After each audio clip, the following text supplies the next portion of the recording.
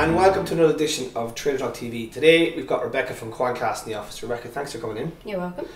Today we're going to talk about attribution and why the current attribution model is kind of broken and how we can fix it. But before we jump into talk about attribution model, Rebecca, just give us an idea what Quantcast do and obviously what you do there yourself. Sure, so Quantcast is a digital advertising company specialising in prospecting and retargeting. And at Quantcast, I head up product marketing across EMEA, so I'm responsible for launching all of our new products to our advertiser clients and building the brand across EMEA. Okay, so we're here to talk about attribution today. It's a pretty topical subject, a lot of discussion, a lot of acquisitions in the space at the minute. But you at Quantcast think that the system is kind of broken at the minute. It's all kind of down to the last few, etc. So just to give us a kind of context, let's talk about how marketers used to allocate offline, or still do offline attribution, and then maybe talk about a little bit of the digital attribution model and where we could sort of learn from them a little bit more. Sure. So before we had online advertising, if you were launching a new product, you would do a bit of TV, a bit of press, a bit of outdoor, and all of that advertising would help drive people in store. And then you'd have in-store promotions such as aisle takeovers. And all of that activity together, both the outside of store and in-store, would drive sales. And then you'd look at how much money you'd made from the sales, and you'd divide credit across the TV, the outdoor, the press and the in-store, and you would optimise what you bought accordingly, but you'd still be investing in all four of those channels.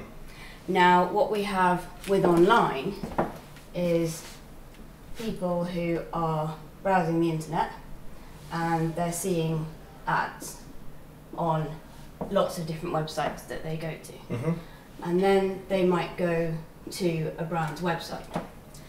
And this, the advertising, is called prospecting. Yep. And then once they leave this website and they carry on their internet browsing, they see more ads. And then they might go back to the brand website and make a purchase. And all of this advertising is called retargeting, because you're retargeting the person having already visited your website. So this is like your TV, your press and your outdoor. This is like someone going into your shop, and this is the aisle takeover. So when we spoke about the offline world, we were giving credit to the advertising channels used here and credit to the advertising channel, the in-store, here. Yeah.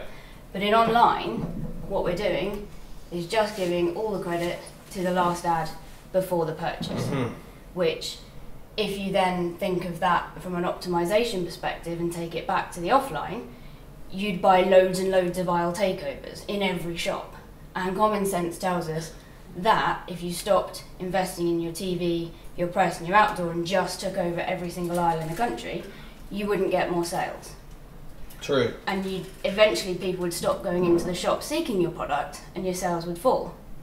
And this is what we're in danger of seeing in online. If we just reward the retargeting, people will only invest here, and the number of people that go to the website will start to fall, and ultimately the revenue will start to fall. So you're saying presently the upper funnel is not getting rewarded for pushing people down the funnel effectively. Exactly. And instead you've got all of these people chasing this existing cookie pool, retargeting ads, instead of sort of upselling or driving them down the funnel itself.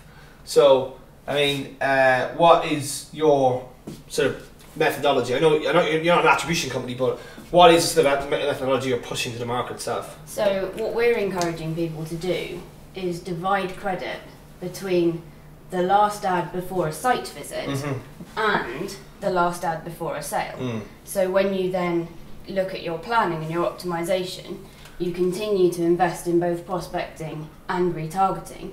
So you continue to drive new consumers to the website and also reminding them about your brand after they've already engaged. And what's the value of this then?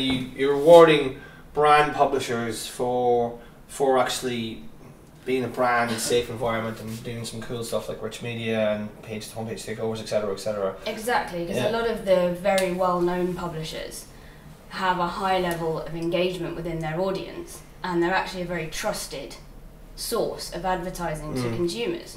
So if they're being used for prospecting, they might not necessarily be getting the click or the view before the sale, but they're certainly driving people to an advertiser's site.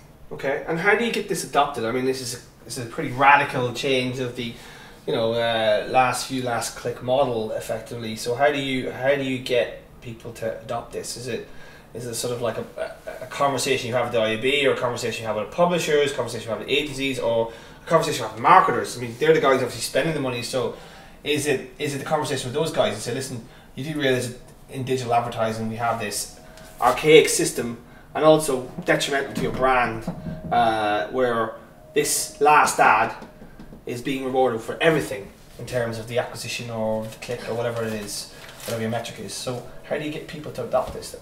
It's a conversation with brands and with agencies, and when you explain it in the way you and I have discussed it today, it's very clear that the system in use today is broken and needs to be changed.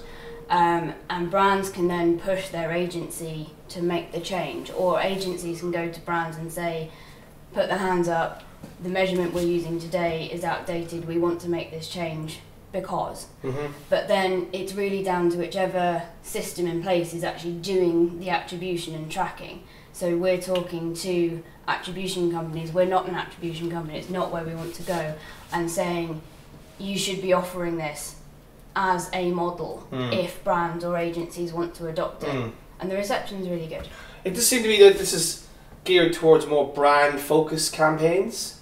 Obviously you've got your pure CPA, but then you've got brands who kind of operate on a cost per click or CTO basis as well. It seems to me that this is actually tailor made for like the ads that BMW do, or Mercedes, or whatever, those type of those, and brand publishers like the Guardian, the FT, the Telegraph, whoever would benefit a lot from this. Yeah, but it's applicable to DR as well, because with DR you've got a CPA goal and you're looking at driving sales, but the fact still remains, if you're not getting people to your website, you're not going to get sales, unless you are someone like Nike or Adidas or Coca-Cola, who's a huge brand and are always going to get that kind of traffic.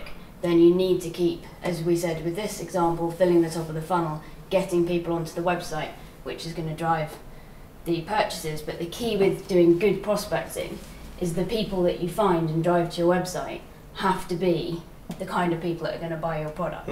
So you have to be able to understand the audience profile of your purchasers, and then go away and find people who show similar characteristics online for this to be effective across both of those stages. And you think at some stage this will be adopted by the industry, or is it positive? Thanks for that. I mean, it's interesting. Attribution is still a huge bugbear in the industry, and obviously, everybody's got their own kind of flavour of attribution. But I certainly think that you're right to sort of reward the prospecting end of it, and try and get people to use this process. So, thanks for coming and explaining that to us today. You're welcome. Thank you. And that was Trader Talk TV, and we'll see you next week.